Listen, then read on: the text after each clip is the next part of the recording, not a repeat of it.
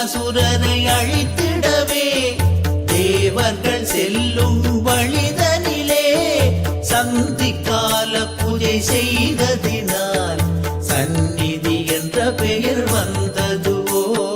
தொண்டமனாற்றின் கரையினிலே தொண்டரை காக்க வந்தவனே வண்டமிழ் தெய்வம் சரவணனே கண்டவர் வெண்டிலாமை பொருளே.